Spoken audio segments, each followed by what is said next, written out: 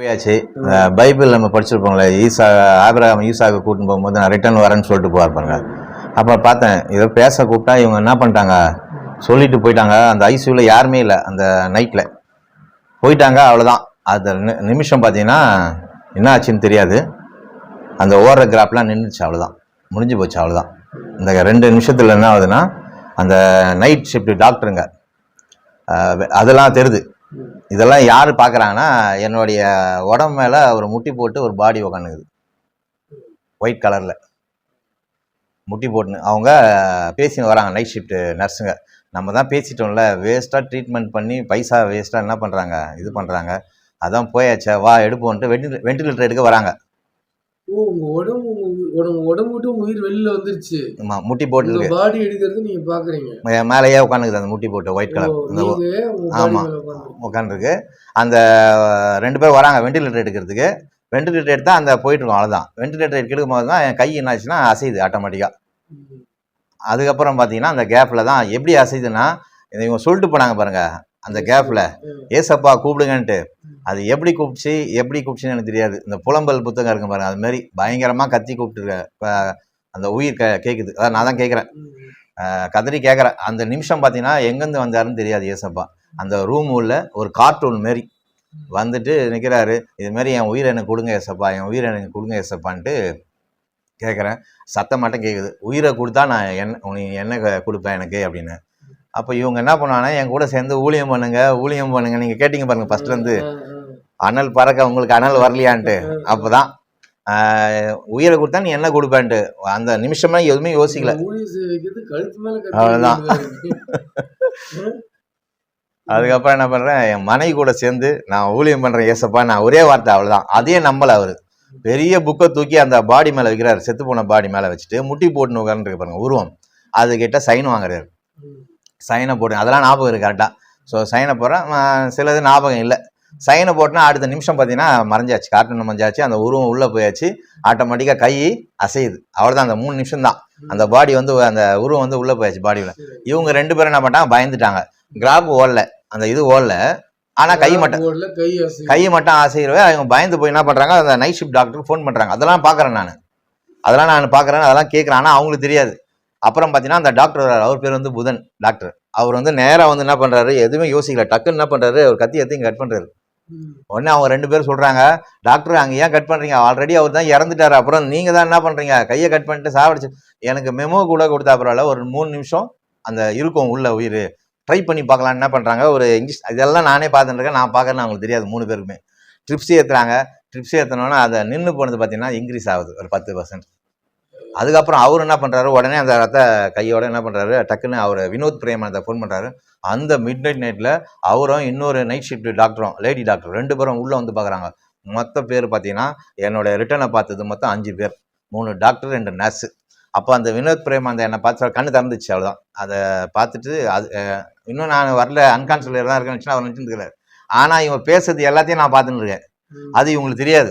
அப்போ அந்த டாக்டர் என்ன பண்ணுறாரு, அந்த லேடி டாக்டர் கிட்ட சொல்கிறாரு, எங்கள் கிராமத்தில் சின்ன வயசில் என்னோட பாட்டி கேட்பாங்க, ஏசப்பா வராருன்னு சொல்கிறியா, எங்கே வரலையே, நானே செத்து போடும்போது உங்கள் ஏசப்பா வரமாட்டேன்னு சொல்லுவார். ஆனால் நான் ஏசப்பா இப்போ பார்த்துட்டேன், இந்த மனுஷனோட கண்ணில் பார்த்துட்டேன். கண்ணு பார்த்தீங்கன்னா புழுவாக இருந்துச்சு ஒரு கொஞ்சம் நிமிஷம். அது ஜீசஸோட கண்ணுன்ட்டு அந்த லேடி டாக்டர் சொல்கிறேன். அந்த லேடி என்ன பண்ணுறாங்க, அவங்க இந்து போகுது என்னன்னு தெரியல, இல்லை இது ஜீசஸ் கண்ணு இல்லை, யூத் கண்ணு அப்படின்ட்டு 2 பேரும் அந்த கேப்பில் என்ன பண்ணுறாங்க, ஒரே ஆடுறாங்க. இதையும் நான் கேட்டுட்டேன். அதுக்கப்புறம் பண்ணேன். கொஞ்ச நாள் கழிச்சு அவர் சொல்கிறார் என்னை பார்த்து. அதுக்கப்புறம் நான் வந்துருச்சு அன்கான்ஷியஸுக்கு. அது ஒரு 10 அதெல்லாம் பார்க்கல, போயிடுச்சு. அப்புறம் அவர் என்ன சொல்கிறார் என்னை பார்த்து, மேலே போன உயிரை நான் திரும்பி கொண்டு வந்துட்டேன் அப்படின்னாரு பாருங்க. நான் அப்போ தான் நினச்சேன், நான் திரும்பி வந்துட்டேன், இப்போ ஏசப்பா எனக்கு கொடுத்துட்டாரு. அப்போ நான் எனக்குள்ளேயே பேசிக்கிறேன், நீங்கள் கொண்டு வரல டாக்டர், என்னை படைச்ச எங்கள் ஏசப்பா தான் என் உயிரை திருப்பி கொண்டு வந்து வச்சாருன்ட்டு நான் எனக்குள்ளே சொல்லிட்டேன். அதுக்கப்புறம் பார்த்தீங்கன்னா மறுநாள் காலையில் 13ஆம் தேதி, அதாவது 14 தைப்பொங்கல்ன்ட்டு. அப்போ ஒரு ஹவுஸ் கீப்பிங் என்ன பண்ணுறாரு, க்ளீன் பண்ண. அவர் இந்து மனுஷன். என் காதில் வந்து சொல்கிறாரு, இன்னைக்கு வந்து தை பிறந்தாச்சு, இன்னைக்கு நீ புது மனுஷனாக பிறந்திருக்க. அப்போ தான் நான் என்ன பண்ணுறேன், நைட்லாம் இப்போ கனவு இல்லை, இது நிஜம், இதெல்லாம் நான் திரும்பி வந்துட்டேன், என் உயிர் வந்து திரும்பி வந்துச்சுன்னு எனக்குள்ள ஒரு இருமாப்பு, ஒரு புது மனுஷன். அவ்வளோதான். அதுக்கப்புறம் இவங்க வராங்க, ஒய்ஃபும் HR மேனேஜர் வராங்க. அப்பயும் நான் என்ன பண்ணல, என்னோட பேச்சு வரல, சைகை மட்டும் தான், கையில் ஃபுல்லாக வெண்டிலேட்டர் இருக்கு. நான் என்ன பண்ணுறேன், இவங்களை பார்க்குறேன், ஆப்போசிட்டில் ஏதோ ஒன்று காட்டுறேன். ஆனால் இவங்களால பார்க்க முடியல.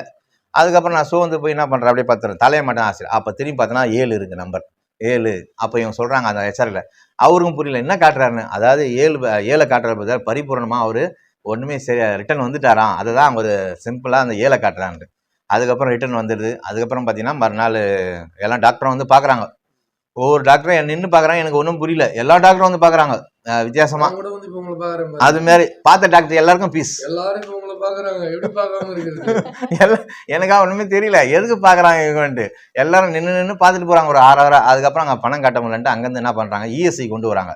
ஆனாலும் சொல்லி அனுப்புகிறாங்க, டயாலிசிஸ் பண்ணி தான் அவனை லைஃப் லாங்கா, ஆனாலும் மல்டி ஆர்கன்ஸ் ஃபெயிலியர் இருக்கு. அதோட ஃபெயிலியரோட என்ன பண்ணுறேன், ஜீவனோட நான் என்ன பண்ணுறேன், அங்கேருந்து கேகே நகர் கொண்டு போகிறாங்க. அங்கே போதோன்னா இவர் எப்படியும் சாக தான் போகிறாரு, ஐசியூவில் எடுத்துன்னு போய்ங்க, கடைசியாக யாருன்னா பார்க்கணுன்னா வீல் சேரில் அவரே போட்டோன்ட்டு என்ன பண்ணுறாங்க, வீல் சேரை கொடுத்து ஐசியூலேருந்து அந்த கவர்மெண்ட் ஹாஸ்பிட்டலில் சரியாக கவனிக்கல. அந்த டயாலிசிஸ் ஃபெசிலிட்டி அங்கே இல்லை, இப்போ தான் இருக்குது, அப்போல்லாம் இல்லை 2014. அதுக்கப்புறம் பார்த்தீங்கன்னா இவங்க ஒய்ஃப் என்ன பண்ணுவாங்கன்னா அந்த டயாலிசிஸ்க்காக இன்னொரு அங்கே போயிட்டு ஒப்பீனியன் வாங்கணும், போயிட்டு அதை போய் நின்று வாங்குவாங்க. அதுக்கப்புறம் பார்த்தீங்கன்னா காமாட்சி ஹாஸ்பிட்டலில். அதுக்கப்புறம் என்ன பண்ணுறாங்கன்னா காமாட்சி ஹாஸ்பிட்டல்லேருந்து ஷிஃப்ட் பண்ணலான்ட்டு முயற்சி பண்ணி என்ன பண்ணுறாங்க, அங்கேருந்து இந்த நடுவில் பார்த்தீங்கன்னா கேகே நகரில் எல்லாரும் பார்க்க வருவாங்க டாக்டருங்க. அந்த விசிட்டிங் ஹவரில் அந்த டாக்டர் என்னை மட்டும் கிட்டேயே வரமாட்டாங்க. என்னால் பேச்சும் வராது, வெண்டிலேட்டர் வச்சதால ஃபுல்லாகவே. அதுக்கப்புறம் நானே என்ன பண்ணுறேன், கையை வச்சு உள்ளே வச்சு அந்த சதையெல்லாம் எடுத்து காட்டினா பிளேட்டில் வச்சு காட்டுவாங்க. அவங்களாம் கிட்டே வரமாட்டாங்க. அதுவும் அம்மா சரிம்மான்னு சொல்லிட்டு போயிடுவாங்க, கிட்டே வரமாட்டாங்க, பேச்சே வராது. அதுக்கப்புறமா கர்த்தர் கிருபையால் அங்கேருந்து என்ன பண்ணுறாங்க, காமாட்சி ஹாஸ்பிட்டல் கொண்டு போகிறாங்க. இந்த ஒப்பீனிக்காக போனோன்னா அவங்க என்ன பண்ணுறாங்க, அந்த டாக்டர் உடனே ஒரு ஐசியூவில் வைக்கணும், இன்ஃபெக்ஷன் ஆகிட்டு இருக்குங்க, டைலிஸ் தொண்டையில் ஓட்ட போட்டுதான்ட்டு என்ன பண்ணுறாங்க, உடனே ஐசியூவில் வச்சு ஒரு டைலிஸ் பண்ண ஆரம்பிக்கிறாங்க. ஒரு அங்கேயே 18லேருந்து 30 வரைக்கும் காமாட்சி ஹாஸ்பிட்டல் தான் இருக்கும். ஃபுல்லாக 6 hour பேக்கேஜ் சொல்லிட்டு டைலிஸ் பண்ண போவாங்க. கழுத்து இப்படி தான் வச்சுட்டு இருக்கணும், உள்ளே இருக்க பிளட்டெல்லாம் வெளியே போகும், ரிட்டர்ன் வரும், அப்படியே போகும். அப்புறம் பார்த்தீங்கன்னா இப்படி இருந்த உருவம் 150 கிலோ இருந்த உருவம் அப்படியே சுருக்கி கருகி போன உருவம் மாதிரி ஆயிடுச்சு. 35 கிலோ தான் வெயிட். பார்த்தீங்கன்னா 35 கிலோ அந்த ரெக்கார்ட்லாம் இருக்கும். 35 kg தான் இருக்குமே. எழுந்து நடக்க முடியாது. 2 பேர் சோல்ல கை போட்டு தான் என்ன பாத்ரூம்லேயே கொண்டு அப்படி எலும்பு தான் 30 அந்த பாத்ரூம் கொண்டு போவாங்க. இவங்க அந்த மிரர் இருக்கும் பாத்ரூம் உள்ள, மிரரை மறைச்சிப்பாங்க, ஏன்னா முகத்தை காட்டக்கூடாதுங்க. ஃபுல்லாக அவ்வளோ கருப்பாக இருக்கும். அப்படியே நான் என்ன பண்ணுறேன், அந்த சைடில் கொஞ்சம் பார்த்துருவேன், அப்பயும் என்னை பார்க்க விட மாட்டாங்க. பார்த்தோன்னா கண்ணுலாம் பார்த்தீங்கன்னா ரெட்டாக இருக்கும், ஃபுல்லாக என் முகம் மாதிரியே இருக்காது. அதுக்கப்புறம் என்ன பண்ணுறாங்க, அங்கேயே டாக்டர் வந்து சொல்கிறாங்க, இது மாதிரி டெய்லியும் உங்களுக்கு பண்ணால் பெட் சார்ஜ் ஜாஸ்தியாகும், நீங்கள் வீட்டுக்கு கூட்டின்னு போயிடுங்க, ஒரு நாள் 2 நாள் கொண்டு வாங்க, 2500 பணம் கட்டுங்க, அப்பப்போ நீங்கள் டைலிஸ் பண்ணால் லைஃப் லாங்காக இவருக்கு டைலிஸ் தான் பண்ணி ஆகணும் அப்படின்னு சொல்லிடுறாங்க. அதுக்கப்புறம் பார்த்தீங்கன்னா அந்த மறுநாள் டெய்லியும் வருவார் அந்த டாக்டர், கையை தூக்க சொல்கிறார். ஏன் தூக்க சொல்கிறாரு எனக்கு தெரியாது. அதாவது கையை நின்றுச்சுன்னா என்னை வீட்டுக்கு அனுப்பிச்சிடலான்ட்டு. ஏன் கையை நிற்க வைக்க முடியாது என்னால். அப்போ தான் நினச்சேன், ஓஹோ கையை நிற்கினா வீட்டுக்கு அனுப்புவாருன்னு போது நான் என்ன பண்ணுறேன், டெய்லியும் ப்ராக்டிஸ் பண்ணுவேன், என் கையை நிற்க வைக்கிறது, எப்படியாச்சும் வீட்டுக்கு போயிடணுன்ட்டு. அதுக்கப்புறம் பார்த்தீங்கன்னா கடைசி நின்றுச்சு கையில். மறுநாள் காலைல வரத்துக்கு முன்னாடி என்ன பண்ணுறேன், அந்த மறுநாளுக்காக நான் தூங்கிட்டு இருக்கேன். நைட்டு ஒரு மிட் நைட் ஒரு 3 மணி இருக்கும். 2 அந்த வாஷிங் மிஷினில் இது துணிங்களை மிஷின் அரைக்கும் பாருங்கள், அது மாதிரி 2 கை மட்டும்தான், பாதி கை தான். இது பக்கம் ஒன்று, இந்த பக்கம் ஒன்று, உள்ளே போயிட்டு ஒரு சுற்றுலா மாதிரி தெரியுது எனக்கு. அப்புறம் எழுந்து உட்காந்து ஒரு ஏப்பம் விட்டோம்னா பார்த்தீங்கன்னா எல்லாம் தூங்கிட்டு இருக்காங்க மிட் நைட் 3 மணிக்கு. அப்போயே நினச்சேன் என்னுடைய கிட்னி எல்லாருமே சரியாயிடுச்சு, ஏசப்பா என்ன பண்ணிட்டாரு, சரி பண்ணிட்டாங்க. உடனே இவங்க அது முன்னால் கேட்குறாங்க, நீ ஏசப்பா கிட்ட கேளம்பா கிட்னிலாம் சரியா. நான் சொன்னேன் உயிரே வந்துச்சு, என்ன கூப்பிடாத ஏசப்பா கூடுனா வந்துட்டாரு. சரி உள்ளே ஏசப்பா. இவங்க என்ன ஆயிட்டாங்க பாத்தீங்கன்னா, இவங்க இறந்து போய் மறுபடியும் வந்தது, இன்னொரு லிவர் ஃபெயிலியர் ஆனது, இதெல்லாம் பாத்தீங்கன்னா ஒரு சின்ன குழந்தையோட கேரக்டர் வந்துச்சு. 4 வயசு குழந்தை எப்படி இருக்குவாங்களோ அந்த மாதிரி ஆயிட்டாங்க. 4 வயசு குழந்தைங்க எப்படி இருப்பாங்களோ அந்த மாதிரி ஆயிட்டதுனால இவங்க உளர ஆரம்பிச்சிட்டாங்க. நிறைய விஷயங்கள் உளறி தான் பேசுவாங்க. ஆனா வந்து அவங்க சொல்றது மட்டும் நான் கேட்பேன். நிறைய தூங்கவே மாட்டாங்க. நிறைய வந்து நான் இவரை பார்த்தேன், அவரை பார்த்தேன், நான் மோசையை பார்த்தேன் அப்படிலாம் சொல்லுவாங்க. சரி ஓகே, அவங்க சொல்றதெல்லாம் நான் கேட்டேன். எதுவுமே நான் வந்து ஒரு குழந்தைங்க பேச அப்படி கேட்குமோ அந்த மாதிரி நான் கேட்டுட்டே இருந்தேன். அதுக்கப்புறம் இந்த நம்ம கண்ணாடி கிட்ட கொண்டு போய் அப்படி கொஞ்சம் நிக்க வச்சாக்கா, மாடு போகுது, மாடு யானைலாம் போவாதா, இங்க யானை வராதா அப்படின்வாங்க. அப்ப எந்த அளவுக்கு அவங்க ஆயிருக்காங்க பாருங்க. இல்லப்பா யானை வராது, யானை எல்லாம் ஜூல இருக்கும், போலாம் நம்ம. அப்போ ஒரு குழந்தைய போலதான் இவங்க வந்து நான் ட்ரீட் பண்ண ஆரம்பிச்சது. ஆமா, ரொம்ப ரொம்ப கஷ்டம். அவங்க சொல்றத செஞ்சு ஆகணும். அதுக்கப்புறம் யாராவது வந்தாங்கன்னா அவங்க பிடிக்கலனாக்கா அவங்க முகம் எதிர்க்கவே வந்து ஒரு மாதிரி பேசிடுவாங்க. அப்ப நான் சொல்லுவேன், அப்படிலாம் சொல்லக்கூடாது இல்லப்பா, ஏன் அப்படி பேசுங்க, எனக்கு பிடிக்கல அப்படிதான் பேசுவேன். அதெல்லாம் வந்து எனக்கு கொஞ்சம் சரி ஓகே உங்க உயிரோட இருக்காங்களா அது பெரிய விஷயம் எனக்கு அப்படின்ற மாதிரி இருந்தது. அதுக்கப்புறம் ப்ரேயர் தான் நிறைய. அந்த மலர் ஹாஸ்பிட்டல்ல கூட நீங்க ஏசப்பா கூப்பிடுவோம் சொல்லிட்டு வெளியில ஓடி வந்த பாருங்க. வந்துட்டு இந்த மாதிரி சேர்ல உட்காந்துருக்கேன், என்ன பண்றதுன்னு தெரியல. எங்க பெரிய மகன் வந்து கையை வைக்கிற மம்மி டாடி அப்படின்னு. அப்பதான் குழந்தைங்களை நான் பாக்குறேன் 2 பேரையும். நீங்க கேட்டீங்க பாத்தீங்களா முன்னாடி, உங்க பசங்க ஞாபகம்லாம் உங்களுக்கு வரலையா, என்ன பண்ணீங்க? அப்பதான் அவங்க 2 பேரையும் பாக்குறேன். பார்த்துட்டு அப்பதான் கண்ணே எனக்கு கலங்குதுங்களே. அப்போ அந்த கண்ணுல இருந்து தண்ணி கூட வர விடல ஆண்டவர். அதுக்குள்ள ஆவியானவர் என்ன பண்றாருன்னா அப்படியே இந்த சேர்ல திரும்பி என்ன முழங்கால் படி போட்டு ஜெபிக்க வைக்கிறாரு. அப்பதான் ஜெபிக்கிறேன் நான்.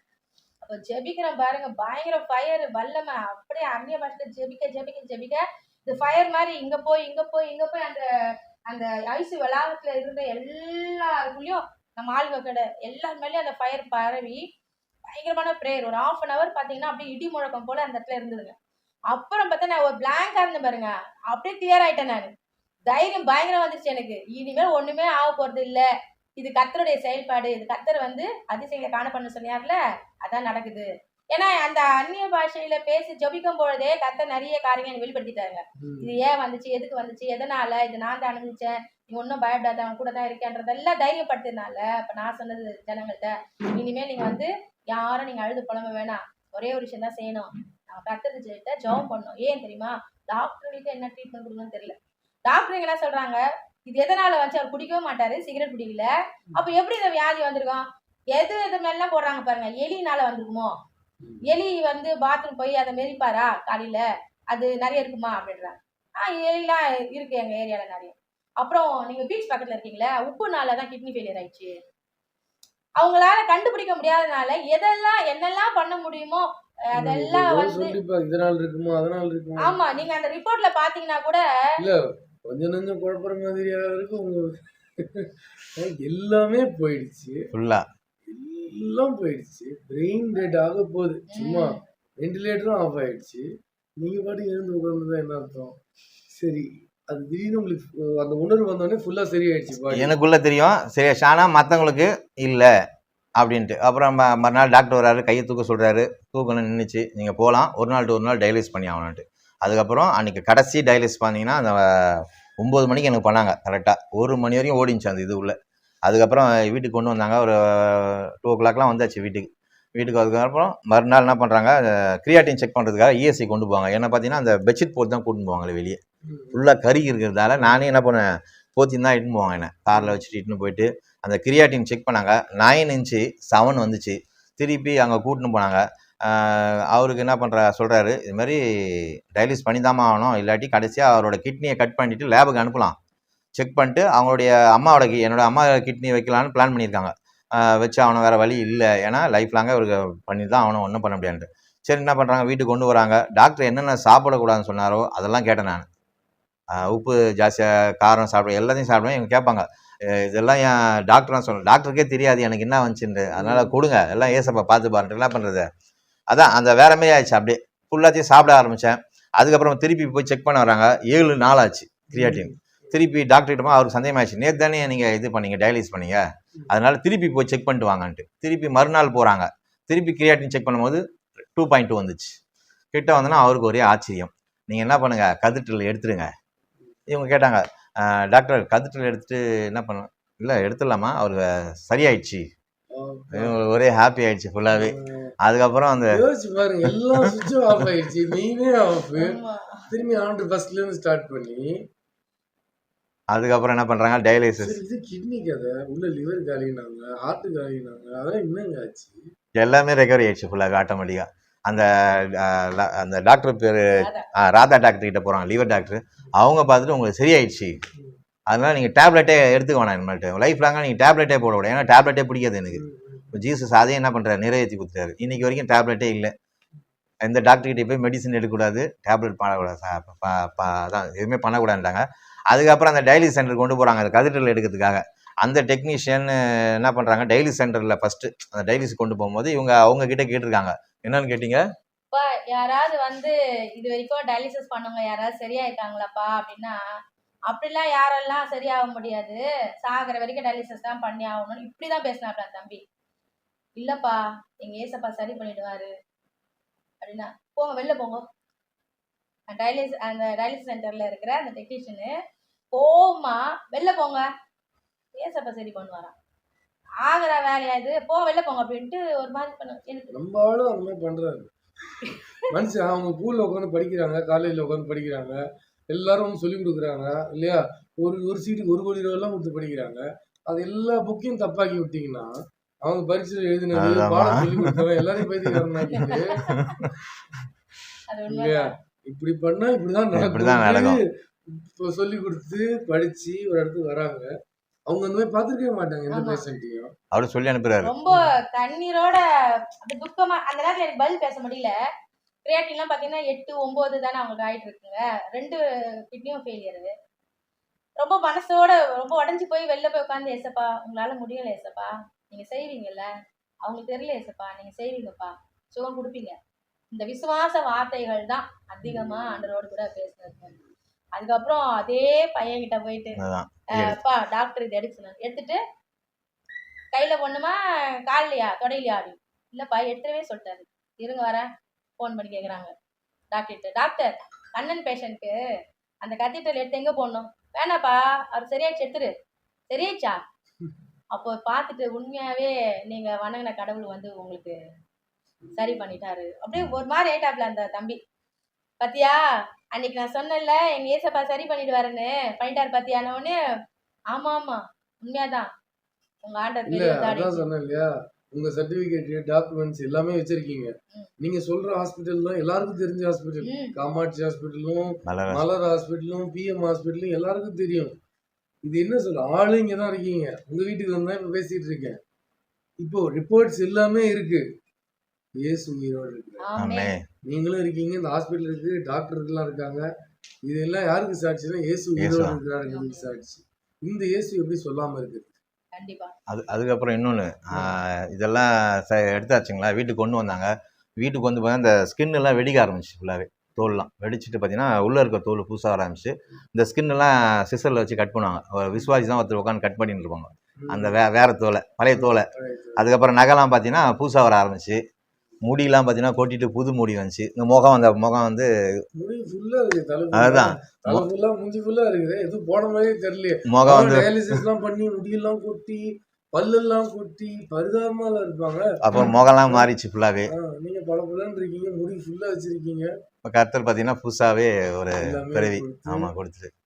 பெரிய அதிசயம், அற்புதம். இயேசு உயிரோடு இருக்கிறார். Praise the இவர் Lord. உயிரோடு இருக்காருன்னு இல்ல, இவரை வந்து பார்த்துட்டு அவன் இயேசு உயிரோடு இருக்காருன்னு சொல்லிட்டு ஆமா போலாம். கண்டிப்பா. இயேசு உயிரோடு இருக்கிறோங்கிறத காட்டுறதுக்காக இவர் உயிரோடு இருக்கிறார். So, இப்படி ஒரு பாக்கியம் கர்த்தர் உங்களை தெரிஞ்சுக்கிட்டார்ல. ரைட்டா? நம்ம பைபிள்ல படிப்போம்ல, இயேசு மரித்தவர்களை உயிரோடு எழுப்பினார்னு. ஆமா, இயேசு மரித்தவர்களை எழுப்பினார், என் புருஷனை கூட எழுப்பினார்ன்றது நீங்க நினைக்கும் போது எப்படி இருக்கு? நிறைய பேருக்கு வந்து அது செய்தி.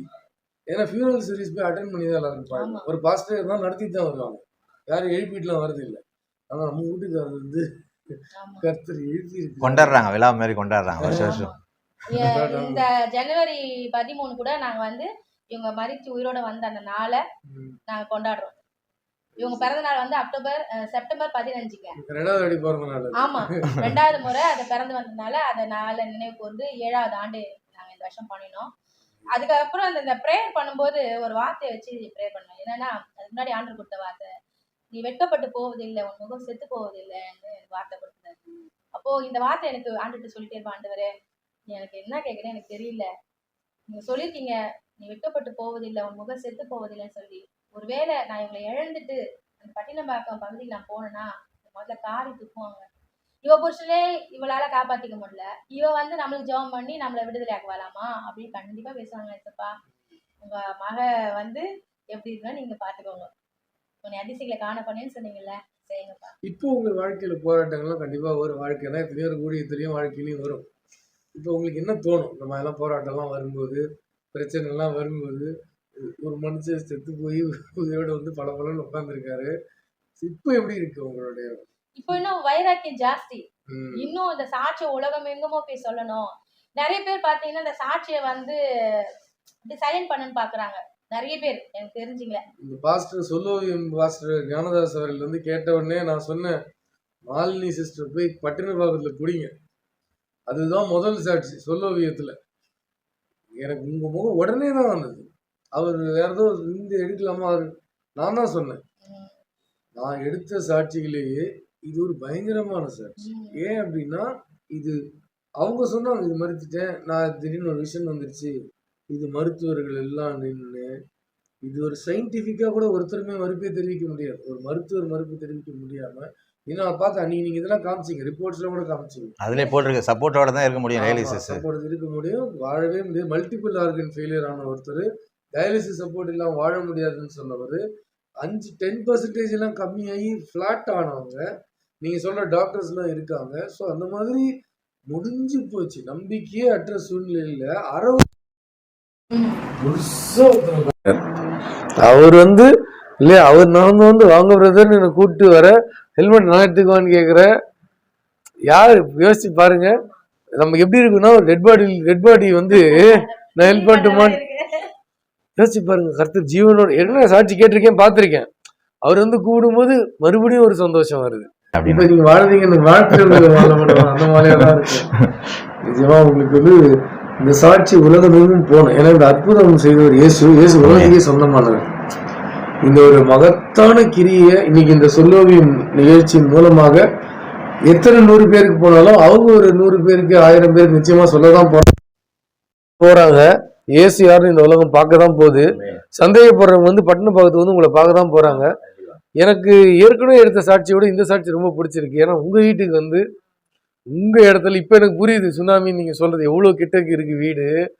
கடலோர பகுதியில் நீங்க எப்படி இருக்கீங்க, நீங்க சொல்ற சுண்டகஞ்சி ஏரியா மாறினதுக்கு அப்புறமே எப்படி இருக்கு, இது எல்லாமே உங்க ஏரியாவுக்கு வரும்பொழுது எனக்கு இந்த சாட்சியினுடைய வீரியம், கர்த்தர் செஞ்ச மகத்துவம் உங்களை எப்படி உருவாக்கி இருக்காரு. இன்னைக்கு சிஸ்டரோட சேர்ந்து ஊழியம் செய்றீங்களா? சரிங்களா? 100 பாஸ்டர் வேணும் சொல்லுங்க. சாவையே பார்த்துட்டு இயேசுவை பார்த்துட்டு கார்ட்டூன் மாதிரி அவருக்கு நீங்க எங்களுக்கு கார்ட்டூன் காமிச்சிட்டீங்க. ஜீவனையும் சுகத்தையும் கொடுத்து எங்களை எல்லாரையும் உற்சாகப்படுத்திட்டீங்க. 4வது முறை நான் கேட்டாலும் எனக்கு முதல் தடவை கேட்கற மாதிரி இருந்தது.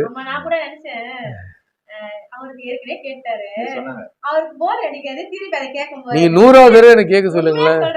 உண்மையா சொல்றேங்க, உங்கள மாதிரி வாஞ்சையா இந்த சாட்சியை திருப்பி கேட்கறது நான் யாரையும் பார்க்கல. என்ன நீங்க 100வது தடவை கேட்டா கூட இப்படி கேட்பேன். ஏன்னா இது என்ன சாட்சியாங்க, இது என்னன்னா ஒரு டெட் பாடியை கொடுத்துட்டு உயிரோட வான்னு சொல்றது கணக்கு. உயிரோட வான்னா இவர் எப்படி வந்திருக்கிறாரு, முழுசா வந்திருக்கிறாரு. ஏதோ அக்னிக்கு தப்பிச்சு பரிதாபமா வரல. உயிருக்குன்னு சொல்லுவாங்க, ஏதோ வாய் கொண்டிக்கிட்டு நுர தள்ளிக்கிட்டு டெட் பாடியா இருந்துட்டு கோமா ஸ்டேஜில் 7-5 எங்க சீஃப் மினிஸ்டருக்கே மல்டிபிள் ஆர்கன் ஃபெயிலியர்னு சொன்னாங்க. அடுத்த நாள் ஆள் இல்லைன்றாங்க. எங்க சர்ச்சில் ஒரு சகோதரி இதே மாதிரி அடுத்த நாள் மல்டிபிள் ஆர்கன் ஃபெயிலியர்னு சொன்னாங்க. அடுத்த நாள் அவங்க இறந்துட்டாங்க. உங்களது மாதிரி உங்க பாதையில போனவங்க திடீர்னு இருந்தாங்க, திடீர்னு ஹாஸ்பிட்டலில் சேர்த்தாங்க. அடுத்த நாள் மல்டிபிள் ஆர்கன், அவங்களும் லேடி, குடிக்கிறதுக்கு தம் அடிக்கலாம் வாய்ப்பில்லை சிஸ்டரு. அடுத்த நாள் மல்டிபிள் ஆர்கன் ஃபெயிலியர்னாங்க. அதுக்கு அடுத்த நாள் பாடி. என்னால் அடக்க ஆராதனை தான் நடத்த முடியுது. அந்த பிள்ளைங்களுக்கு உதவி தான் செய்ய முடியுதே ஒழிய அந்த சகோதரி என்னால் என்ன செய்ய முடியல. ஆனால் இன்னைக்கு கர்த்தர் உயிரோடு எழுப்பி எங்கள் நடுவில் உட்காந்துருக்கிறாரு. 2வது தடவை இல்லை, 200வது வாட்டி கூப்பிட்டாலும் இப்படிதான் நான் குதிச்சுன்னு இருப்பேன். அவர் கேட்டோடனே கேளுங்க. நான் அதுதான் சொன்னேன், அவங்கள போங்க முதல் சாட்சியா போடுறேன்னு சொல்றீங்க, இதை போடுங்க, இதுதான் சாட்சி அப்படின்னு சொல்லி கர்த்தர் அதிசயங்களை செய்கிறாரு. ஒரு உன்னதமான ஒரு அனுபவத்தை நான் ஏற்கனவே சொல்லியிருக்கேன்னு நினைக்கிறேன். அதையும் நான் சாட்சியாக சொல்லிக்க விரும்புகிறேன்.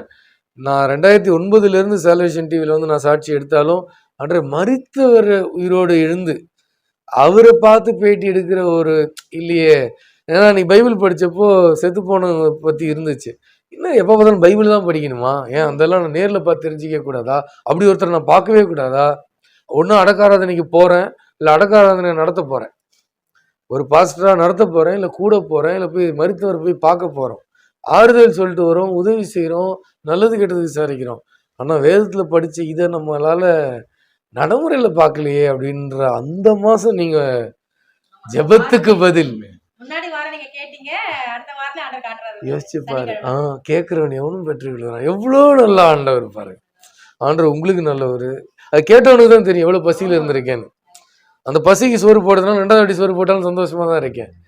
கர்த்தர் நல்லவர். நிலையத்துக்குலாம் நீங்க வரல, நாங்க நிலையமே உங்க வீட்டுக்கு வந்து, உங்க இல்லத்துக்கு வந்து, உங்களுடைய திருச்சபையில ரொம்ப அழகா இருக்கு இந்த ஆனவேலு. ஸோ இந்த அழகான சிறிய திருச்சபை, ரொம்ப அழகான குடும்பம். இன்னைக்கு 2 பிள்ளைங்களும் கல்லூரி படிக்கிறாங்க. உங்க அழகான கணவர் இவரு நீங்க சொல்ற பேஷன் மாதிரிலாம் தெரியல. ரொம்ப அழகான கணவரை கர்த்தர், ஆரோக்கியமான அழகான கணவரை கர்த்தர் திருப்பி கொடுத்து நீங்க இன்பமா சந்தோஷமா வாழணும், குடும்பமா நெடுங்காலம் ஊழியம் செய்யணும். இந்த சாட்சி உலகமெங்கிலும் போகணும்.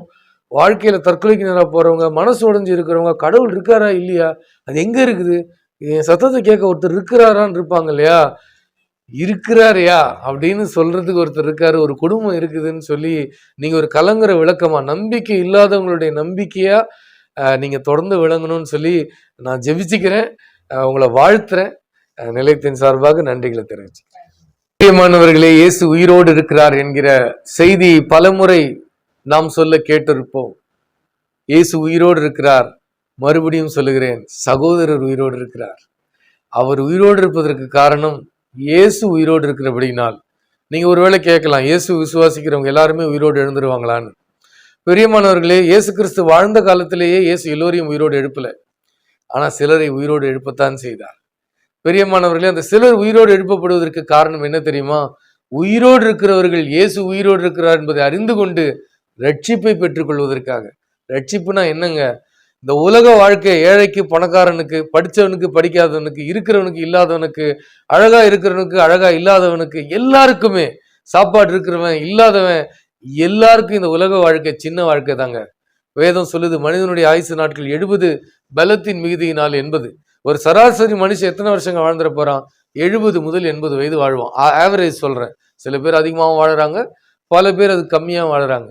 ஆனா 70 ஆண்டுகளோ 80 ஆண்டுகளோ இந்த உலகத்துல வாழ்ந்த பின்னால் இந்த வாழ்க்கையை முடிச்சுட்டு நம்ம ஒரு இடத்துக்கு போய் தாங்க ஆகணும். வேதம் பல பேர் சொல்லுவாங்க, இறைவனடி சேர்ந்து விட்டார். ஆமாங்க, இறைவனடி முன்னாடி போய் நின்றுதான் ஆகணும். அவரோடு கூட நித்திய காலம் வாழ முடியுமா முடியாதாங்கிறது அங்க போய் முடிவெடுக்கிற ஒரு விஷயம் இல்ல, இந்த பூமியில வாழும்பொழுது நம்ம எடுக்க வேண்டிய ஒரு விஷயம். இதற்கு தான் இயேசு கிறிஸ்து இந்த உலகத்துல வந்தார். இந்த உயிரோடு எழுப்பின அற்புதம் பெரிய அற்புதம் தான். அதை பார்த்து நான் ரொம்ப சந்தோஷப்பட்டேன். நீங்க எல்லாரும் சந்தோஷப்பட்டிருப்பீங்க. அதை விட ஒரு பெரிய அற்புதத்தை பத்தி நான் பேச போறேன். இயேசு உங்களை ரட்சிப்பது. ரட்சிப்பதுன்னா என்னங்க அப்படின்னா, ஆண்டவர் கொடுக்கிற கேரண்டி. இந்த உலகத்துல கண்ணை மூடினா அவருடைய சமூகத்துல கண்ணை திறந்து அவரோடு கூட நெடுங்காலம், நீடூழி காலம்னு சொல்லுவாங்க. நீடூழி காலம்னா என்ன தெரியுங்களா? முடிவே இல்லாத காலம், நித்திய ஜீவன் சொல்லுவாங்க. நீடூழி காலமாக இறைவனோடு வாழ்கிற வாழ்க்கையை இயேசு தருகிறாருங்க. இயேசு அதை இலவசமா தராரு. அதுக்காக நீங்க பணம் செலவழிக்க வேண்டாம், எந்த புண்ணிய கஷேத்திரங்களுக்கும் போக வேண்டாம், யார்கிட்டையும் போய் எந்த பலியும் கொடுக்க வேண்டாம், எந்த விதமான தியாகங்கள் பண்ண வேண்டாம், தவம் கிடக்க வேண்டாம். நீங்க இருக்கிற இடத்துல, இயேசுவே நான் உங்க சொந்த ரட்சகரா ஏற்றுக்கொள்றேன், என் உள்ளத்துல வாங்க, என் இல்லத்துல வாங்க, என் பாவங்களை மன்னிங்க, என்னையும் உடைய மகளா என் மகனா என்னை ஏத்துக்குங்க. நீங்க இருக்கிற இடத்துல ஒரு ஜெபம் பண்ணீங்கன்னா, ஒரு சின்ன வேண்டுதல் பண்ணீங்கன்னா, இயேசு உங்க வீட்டுக்கு வந்துருவாரு, உங்க உள்ளத்துல வந்துருவாரு, உங்களை விட்டு போகவே மாட்டாரு.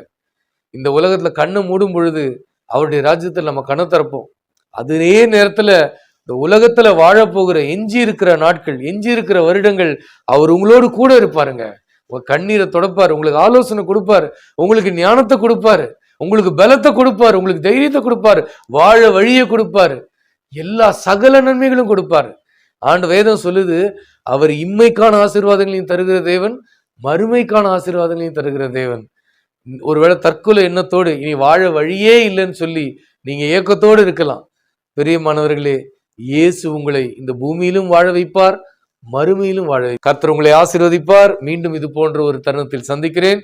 அதுவரை உங்களிடமிருந்து விடைபெறுபவர் ராஜா.